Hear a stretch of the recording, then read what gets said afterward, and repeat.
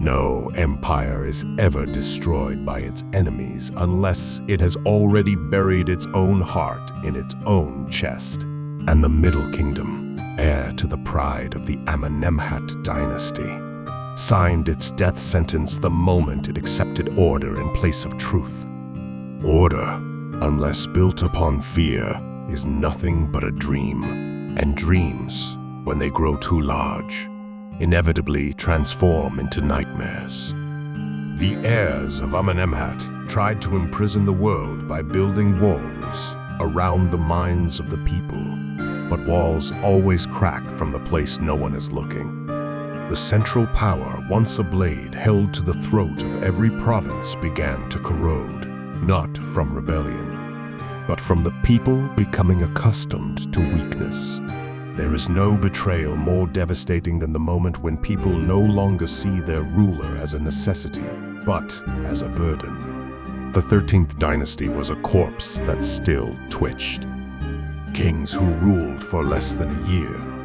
Heirs who ascended a throne whose power had already rotted before their hands ever touched it. Corruption, like an ancient root, spread beneath the soil of the kingdom. Provinces that once obeyed now held their taxes hostage. Officials who were supposed to enforce order became the first thieves of the state.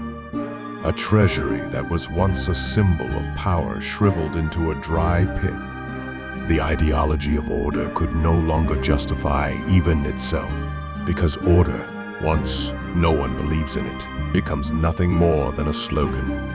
This period is less a history than an insult to the concept of history. Shadows sat upon the throne, and before their names even echoed through the palace, they were erased. Families hunted one another for a crown that had already lost all value. The bureaucracy, that invisible beast which upholds every empire, collapsed entirely.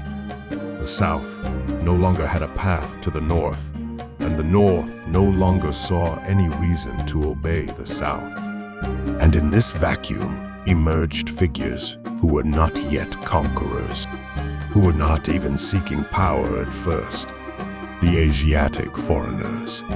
They were not yet rulers, not yet soldiers, but like weeds, they rooted themselves in a soil that had been plowed and abandoned, and the land of Egypt had been abandoned. Famine in the Levant forced its people toward two choices: die or move. Egypt, with its fertile earth, was a gate no weakened king dared to close.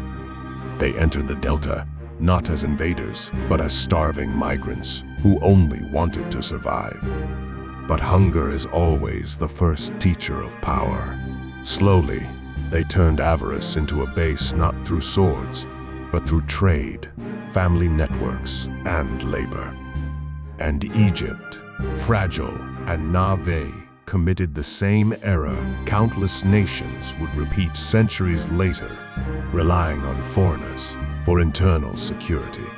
They hired them as mercenaries who never took pride in being Egyptian, but grew accustomed to holding Egyptian power in their hands. They learned the Egyptian language, took control of its markets, and recorded every weakness of its rulers in their memory. No enemy is more dangerous than the one who is both inside and convinced he owns nothing. A lethal combination of access and resentment. Egypt's sacred order had once been the pillar of its world. But as the dynasties decayed, the priesthood, like the teeth of an old man, began to fall out, one by one. Rituals that once united the people became hollow ceremonies. Temples lost their voice, not through attack, but through disbelief. When the heart no longer believes in something, that thing, even if made of stone, will collapse. And this was the vacuum the Hyksos would later fill. When religion dies, something else rises to replace it. An ideology, a myth, a fear, or a ruthless authority. The East is always waiting for such a vacuum. When the Hyksos arrived, Egypt had already been defeated. What they conquered was not a nation, but a corpse. A corpse that had died years before. In the moment, order became illusion. In the moment, power turned into family rivalry. In the moment, the foreigner became the protector. In the moment, religion became an empty shell. The Hyksos merely opened the door,